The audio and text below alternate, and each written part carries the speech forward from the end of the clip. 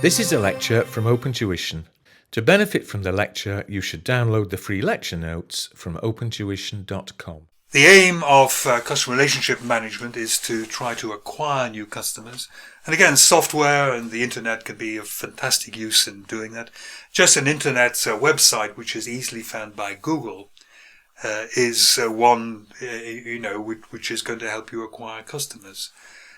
Or if you can place orders, again, Google will do this, you can place orders, adverts rather, on other sites which might be related in some way there, then it's getting you well known.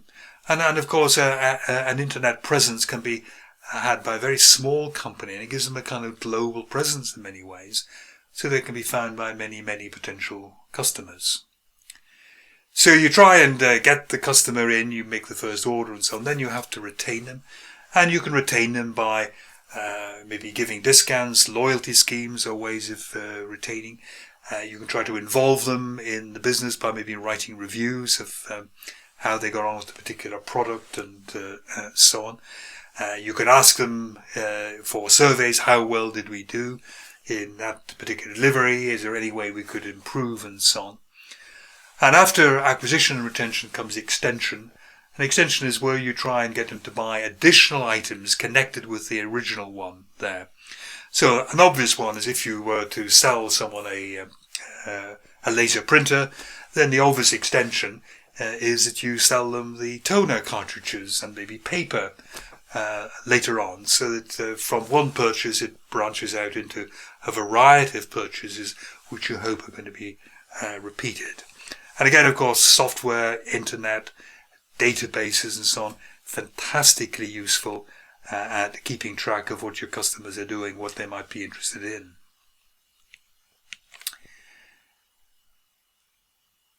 You'll see in the notes something called a customer profitability statement.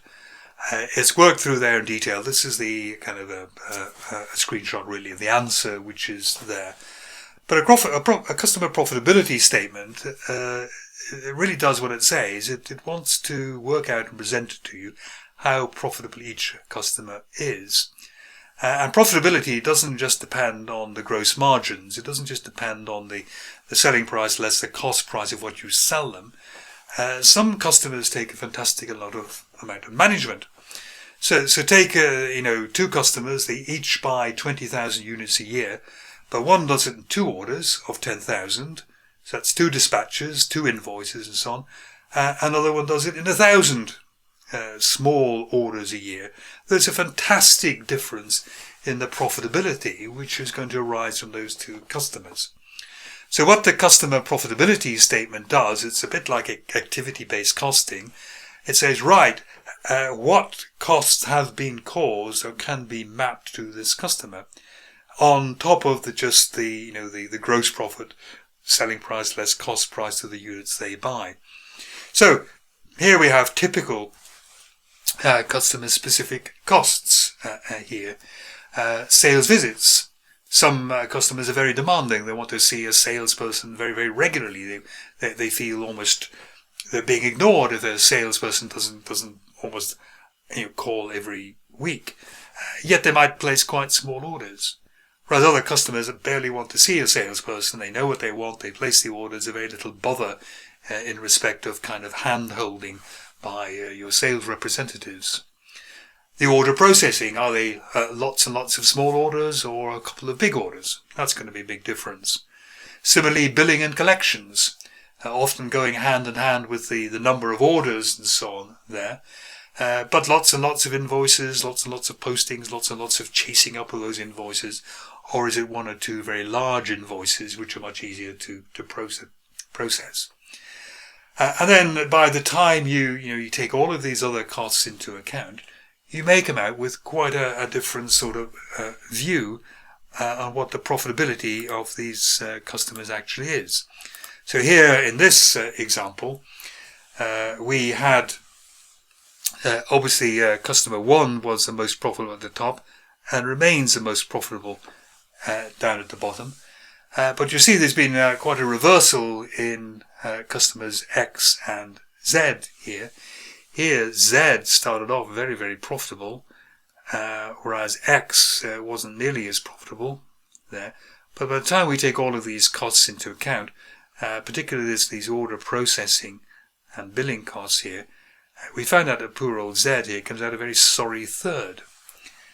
And what we might have to do is to charge this customer more, or we might go to them and say, look, we're going to have to charge you more unless maybe you place fewer but larger orders in some way. Sometimes when you take all of these customer-specific costs into account, you find a customer who seemed to be profitable on a kind of contribution basis.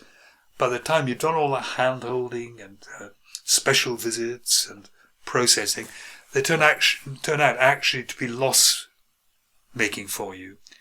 And these customers are ones which you maybe don't want unless they can change their behavior in some way.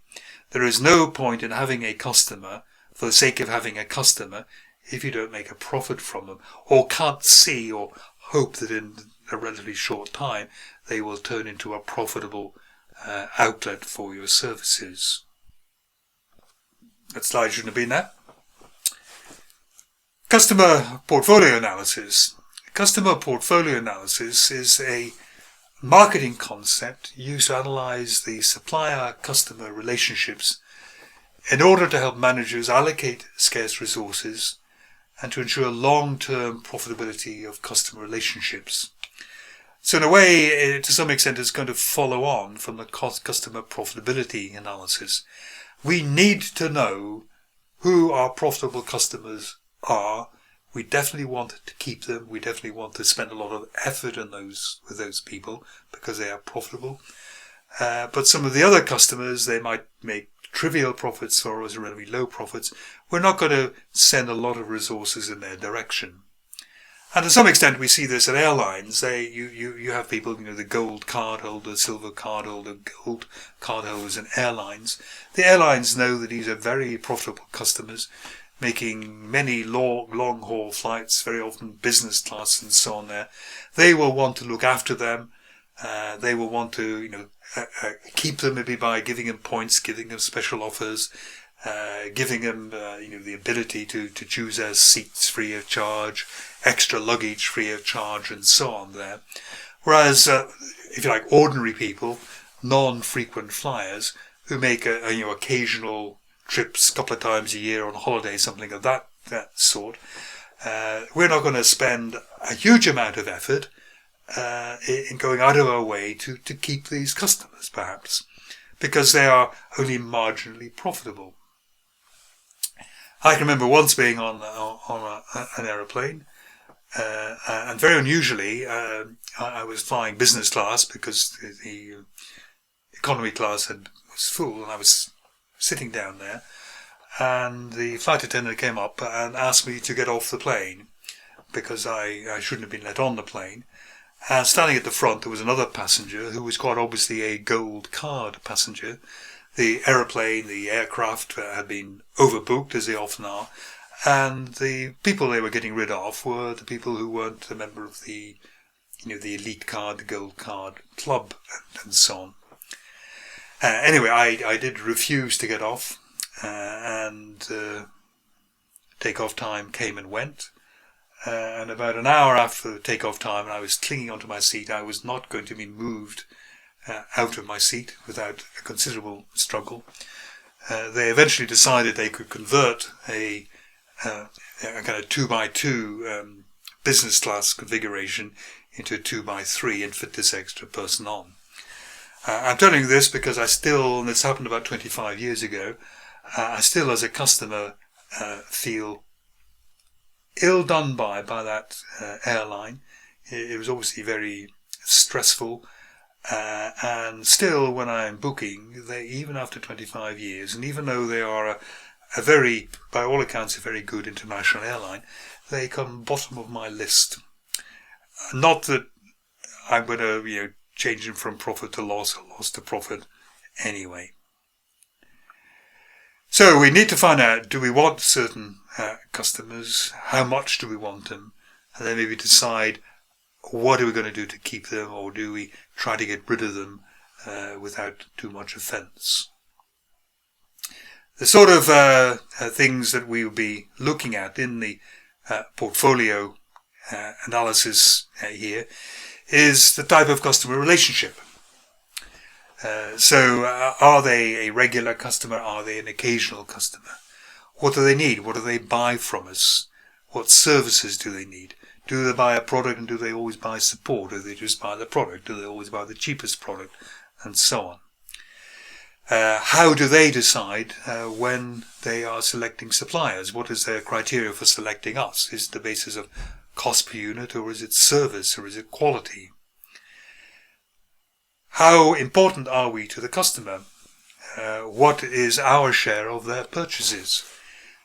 And if our share of their purchases is quite high, then we are quite important to them, and so we can. They would find it maybe quite difficult to change to somewhere else, but obviously it's important for us to try and keep pleasing them, because if they are taking a substantial amount of their purchases from us, it could be quite a loss of revenue to us as well. Next, what revenue is generated from them? Just what is the turnover? So we always like to know the 20 biggest customers and so on. I would like to know this as well, not just revenue, but profitability, absolute profitability, and maybe gross profit percentage profitability. Is it high, moderate, or low? We get a feel for how important, how big, if you like, these customers are, and how much we need to kind of look after them. What is the potential for additional sales? Are they expanding at the moment? Have they said, well, we're thinking of opening another factory, we're going to need more products, we're thinking of opening abroad, could you supply us there?